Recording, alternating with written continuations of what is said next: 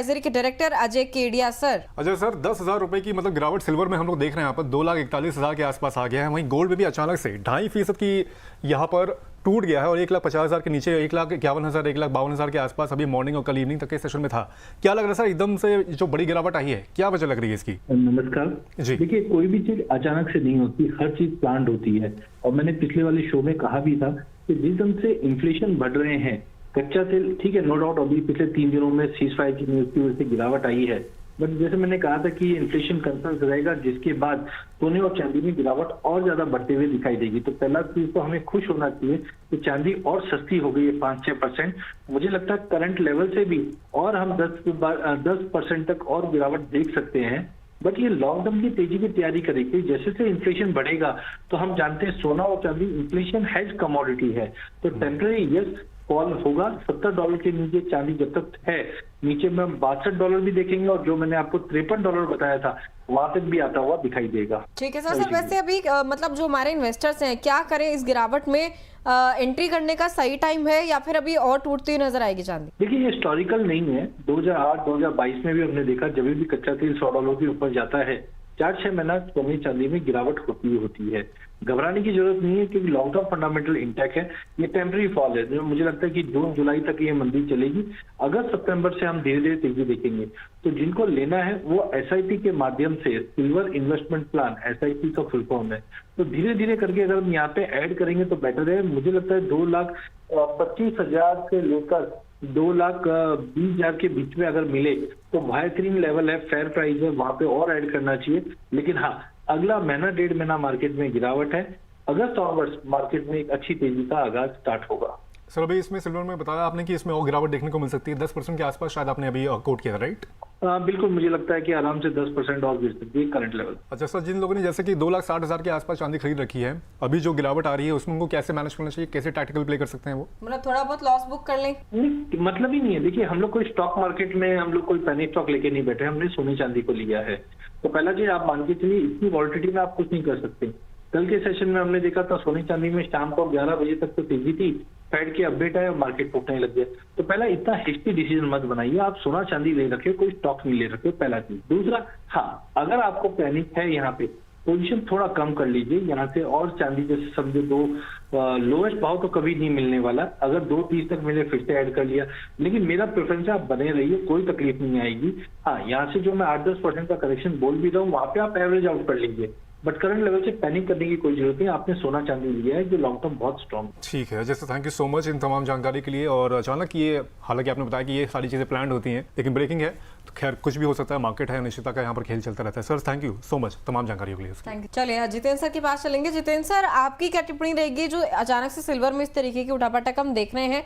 Long term का जो निवेशक है भी सिल्वर जिसके पोर्टफोलियो में है, क्या करे? मतलब इस प्राइस से घबरा कर कुछ कदम तो नहीं उठाना है, लॉन्ग टर्म के लिए शांति बनाए रखनी चाहिए अगर थोड़ी बहुत गिरावट अभी दिख भी रही है तो पोर्टफोलियो में? देखिए, लॉन्ग टर्म इन्वेस्टर्स को एक चीज तो जरूर समझनी होगी कि ये साइकिल्स उसको देखने को मिलेंगी, और एक बार नहीं हो सकता, 3-4 बार इस तरह की साइकिल्स देखने को मिले जहां पे उतार चढ़ाव उसको देखने को मिलेगा। तो इसमें पैनिक करने की सिचुएशन नहीं है, ये पैनिक करने की स्थिति नहीं है ये। अगर लॉन्ग टर्म इन्वेस्टर हो तो आप जो है और उल्टा इसमें एवरेज आउट आप कर सकते हैं। अगर आपके पास सरप्लस है, आप निवेश करके एवरेज आउट कर सकते हैं अपने निवेश को, वरना अपने निवेश को आप बनाए रखिए। लॉन्ग टर्म के अंदर आपको जो है वो रिटर्न्स आपको एसेट क्लास से मिलेंगे, और ये हमने एसेट क्लास में देखा भी है। लॉन्ग टर्म के अंदर अगर आप देखें तो जो अभी डाउन गया है, इसमें आपको अपसाइड भी आगे चल के आपको देखने को मिलेगा। तो लॉन्ग टर्म इन्वेस्टर्स के लिए तो मेरी यही राय है कि आप बने रहिए, और अगर आप कर सकते हैं तो एवरेज आउट करिए। सर, सिल्वर और गोल्ड की अगर बात करें, कंपेयर करें, हालांकि कंपैरिजन थोड़ा सा अनिश्चित भी होगा, लेकिन अगर इन्वेस्टमेंट के लिहाज से देखें, गोल्ड का ज्यादा एलोकेशन यहाँ पर रखना चाहिए या फिर सिल्वर का यहाँ पर ज्यादा एलोकेशन रखना चाहिए रिटर्न के लिहाज से? देखिए, मेरा ये मानना है कि रिटर्न पे ना जाके मैं अगर स्पेसिफिक एसेट क्लास पे जाऊंगा तो मैं शायद गोल्ड को ज्यादा वेटेज दूंगा। सिल्वर थोड़ा वोलेटाइल हो जाता है गोल्ड के मुकाबले। तो अगर मुझे रेशो करना हो तो शायद मैं 60-40 का रेशो लेके चलूंगा, 60 गोल्ड को दूंगा, 40 सिल्वर को दूंगा। अपने वही 10-15% एलोकेशन के अंदर वो मैं अपने लॉन्ग टर्म निवेश में लेके चलूंगा।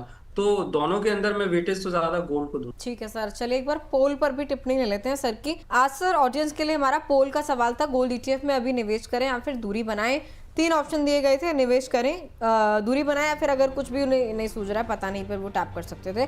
50% वोटिंग जो है निवेश करें पर आए हैं, लोग बुलिश दिख रहे हैं गोल्ड और गोल्ड ETF को लेकर। अभी भी आप कैसे देख रहे हैं सर, आपकी क्या सलाह रहेगी? देखिए, बुलिश तो रहेंगे इन्वेस्टर्स। अभी सिर्फ एक डाउनफॉल देखा है, बट उतना डाउनफॉल नहीं देखा है कि जो रैली आपको मिली है, जो प्राइसिंग देखा है उससे ही थोड़ा डाउन गया है। तो मुझे लगता है वो इंटरेस्ट तो अभी भी बना हुआ है, और शायद इन्वेस्टर्स अभी भी लग रहा है उनको कि वो रिटर्न्स जो पहले मिल रहे थे वो रिटर्न्स अभी भी गोल्ड में बनाए जा सकते हैं। जैसा मैंने कहा कि ETF खासकर जो ट्रेडिंग है, ट्रेडिंग की वजह से वो शॉर्ट टर्म व्यू जो है वो बहुत ज्यादा मिलता है इन्वेस्टर्स को।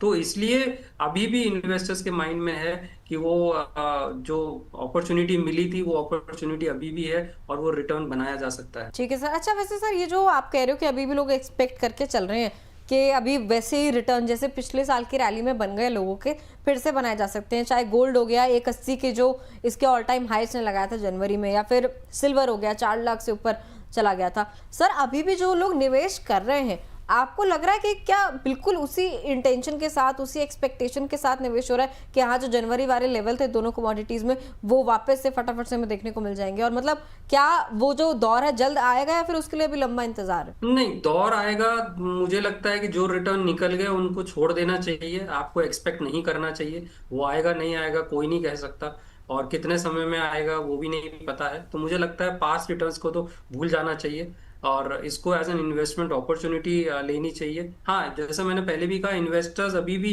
मान रहे हैं कि गोल्ड में पैसा अच्छा बनाया जा सकता है। मैं ये नहीं कह रहा हूँ कि शायद वही रिटर्न जो एक साल में लेते, बट जैसा पहले पैसे बना था ऐसे अभी भी शॉर्ट टर्म के अंदर पैसा बनाया जा सकता है, और गोल्ड ETF उसका सबसे बढ़िया जरिया है, क्योंकि ETF ट्रेड होता है, ट्रेडिंग अवेलेबल है उसकी। ये चीज शायद गोल्ड फंड ऑफ फंड में नहीं मिलेगी आपको। तो इसलिए ये इंटरेस्ट जो है अभी भी दिखाई दे रहा है इन्वेस्टर्स से। सर वैसे क्या वाकई में इन्वेस्टर्स ETF को भी लॉन्ग टर्म इन्वेस्टमेंट कंसीडर कर रहे हैं? तो उसमें थोड़ा सा शंका हो जाती है कि ETF को long term as an investment consider कर रहे हैं क्या सारे निवेशक? सर वैसे जिन निवेशकों ने सोने और चांदी में थोड़ा सा हैवी निवेश कर रखा है और थोड़ा सा नुकसान में यहाँ पर बैठे हुए हैं, क्या उनके लिए ये सलाह हो सकती है कि उसमें से निकल के थोड़ा सा इक्विटी में यहाँ पर, क्योंकि मार्केट अभी काफ़ी अच्छा हो रहा है, पोटेंशियल काफ़ी अच्छा है उसमें थोड़ा सा बढ़ाना चाहिए, शिफ्ट करना चाहिए अपना फोकस? मुझे लगता है एलोकेशन करना चाहिए, बैलेंस आउट करना चाहिए। मैं ये नहीं बोलता कि पूरा निकल के आप इक्विटी में चले जाओ, कल को इक्विटी होगा और गोल्ड हो गया तो आप एक